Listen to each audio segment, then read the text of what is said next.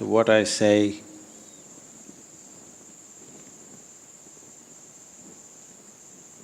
is not intended to hurt you. It's a little technical. I want you to look at it that way, because I can sit here and speak a few words of solace, but that'll not be a solution for you. You'll only feel good for today, and tomorrow morning it'll be the same again. I want you to listen to this carefully. If any of our children die before they're 4 years of age, you will see people will work themselves into pain. Actually, there is no pain. When they say there's no pain, there is emotional pain, there is no wrenching things happening within you. People think this is because it's only a few years. That's not true. You can get attached in a day. It doesn't take 4 years. This is simply because that life is not full-fledged yet. Even the governments in the world consider, if you have to take the IMR rate, infant mortality rate, you take below 4 years, because it has been a common thing till recently. Now that the medical interference is little too much, otherwise a lot of children would die before they're 4 years of age without any ailment, lot of them, simply like that, because life is unestablished, not fully established. When it's an infant, when your child is an infant, that is when your contact with the child is big time. By the time he's 4, he or she is 4, they start running around, they're not with you. You can't hold them, they want to be all over the place, they want to see the world. But before 4 years of age, they're so much with you. In spite of that, physically being connected to them is not so strong, because they are not physically connected to their own body very strongly. So the same has not happened within you very strongly. This is something that most people will say, no, no, no, when my child was 3 months, I was so attached. I know those things. That's why I said this is a little bit technical. Only if you're willing to observe life very carefully, you will know this.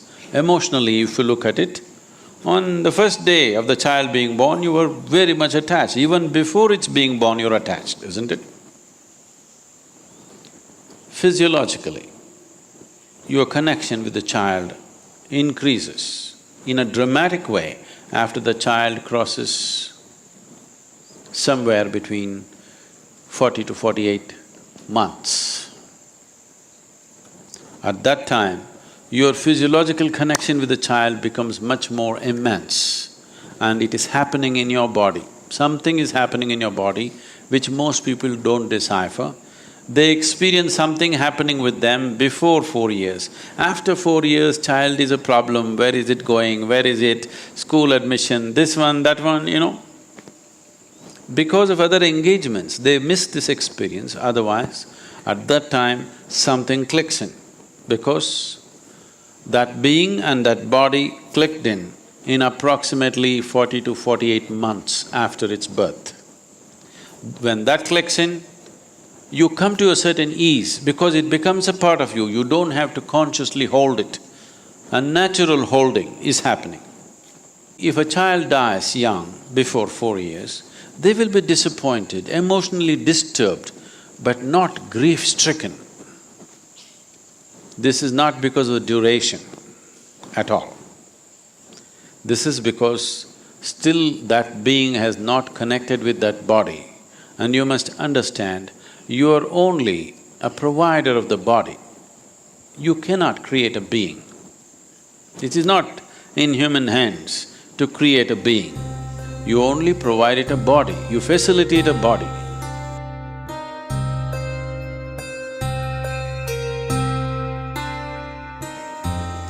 So only when that being really clicks on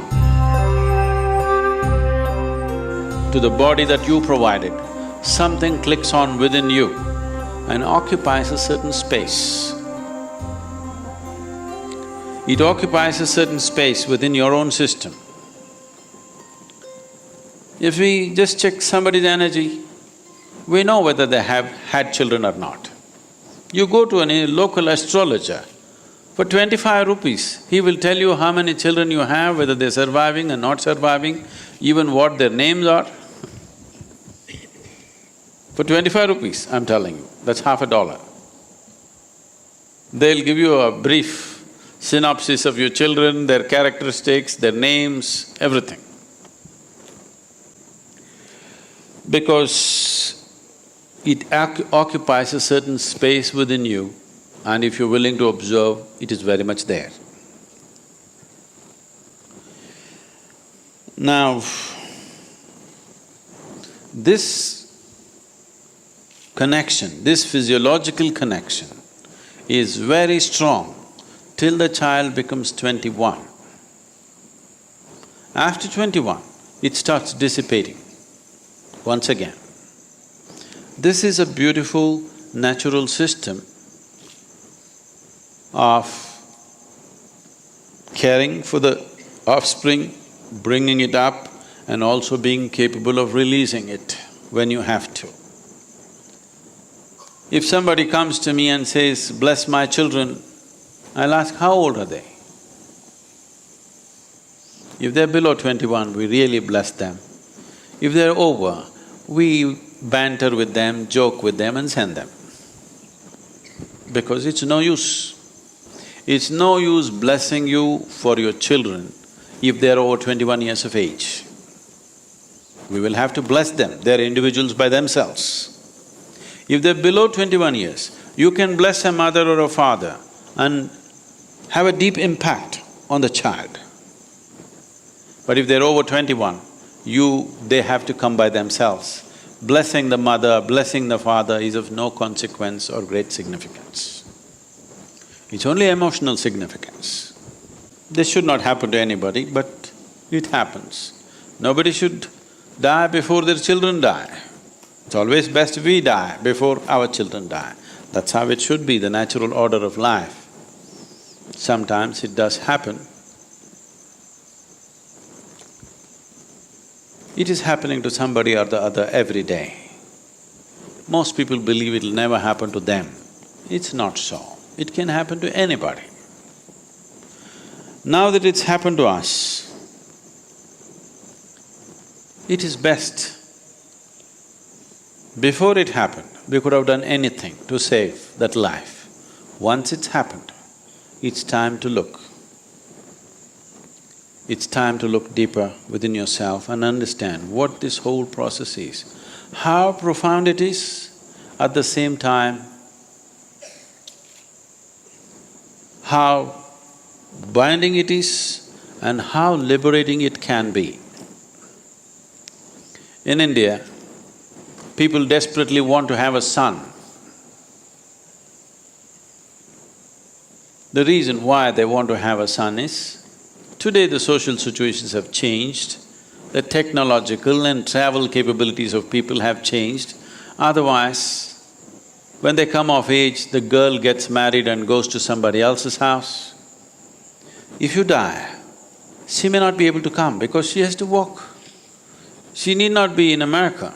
If she's in Salem, she won't come walking 200 kilometers. By the time she comes, your cremation will be over. So we want a son because the son lives here. In today's world, it's irrelevant. But I want you to understand, 1,000 years ago, this was very relevant. If she was living 50 kilometers away, she wouldn't come in time. She has her own children, her own husband, her own family. She can't just drop and walk away. And alone she can't walk away. Everything would be forested and somebody has to escort her down, so it wouldn't happen. That's why the 12th day was arranged for the daughters to come. When you die, you want your child around you. They said son because practically it was only possible for the son to be around, daughter would be somewhere else.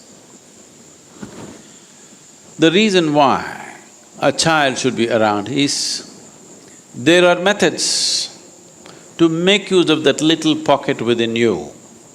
a little empty space within you, which is occupied by that being whom you refer to as my child. And if he does the right things, he can liberate you. It's for this, those people who live completely unaware and they don't do anything about themselves, they're depending upon their children to liberate them. And that became a whole tradition by itself. Varanasi is known for this.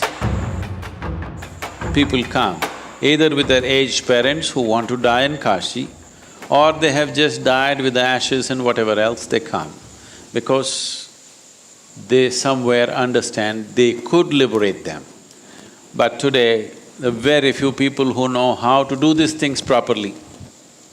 So it has become a mere ritual. So what I am trying to tell you is, once you bear a child, a certain space of who you are is occupied by that being whom you refer to as your child, because you only provided a body for this being. Because generally people's interaction with each other is only either physical or mental or emotional, and it never goes beyond that. We believe that's everything about that person. But when a person dies, or when a person sheds his or her body, all that is gone. The mental structure is gone, emotions are gone, body is for sure gone. So everything that you knew as mine is gone. And that being that you have always held as your child is as much a stranger to you as just about anybody. Now, at the same time, after someone is dead, if they happen to be our parents, we do certain things. If they happen to be our children, we do nothing.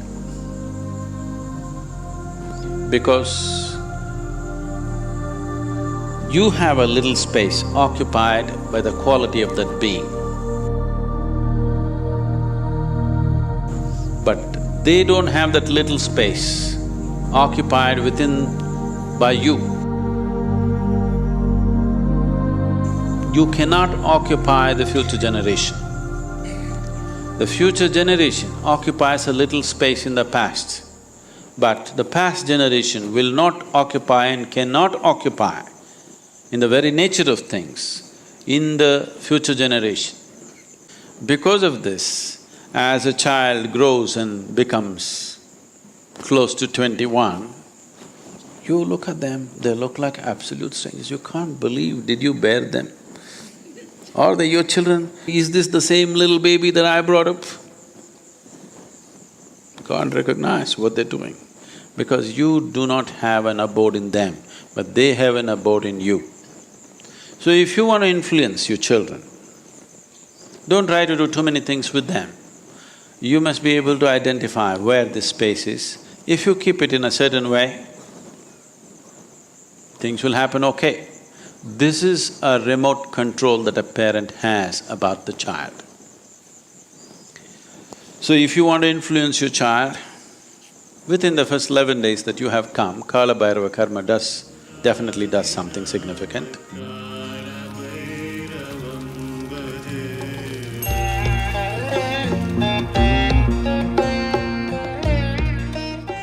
Apart from that, if you want to do anything, your thoughts, your emotions and your actions have no influence over your child, who is no more. But if you turn inward, if your way of being becomes pleasant, it has a tremendous influence. Because that little space, if it becomes pleasant, that being will experience pleasantness. Till that being finds another body, till then you can influence. Once it finds another body, you have nothing to do with it. Now somebody else claims this is my child, and a whole new drama begins again. This is not a right thing to tell someone who's lost their child just a week ago, I'm sorry. But that's how it is. So, one thing that all of us need to understand is, children only come through us, they don't come from us. It's a privilege that somebody chose to come through you, that you could be a passage for another life. We don't own it. We can't claim rights over it. It just came through us, it's a great privilege. You must cherish that privilege. And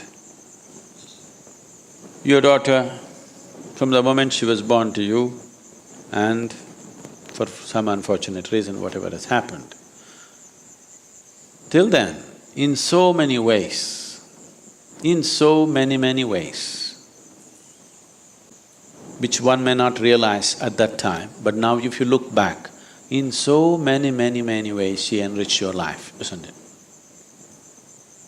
You just have to cherish that and if you want to influence her, you make this as pleasant as possible. That's the only way you can influence her. You cannot… if she was your mother, you could influence her in other ways by doing karmas, kriyas and things. But with your child, you cannot do that. The only way you can make it pleasant for that being is to making this being absolutely pleasant, because that little space that being occupied, that quality and that dimension is still connected till it finds another body. Once it finds another body, then it's gone.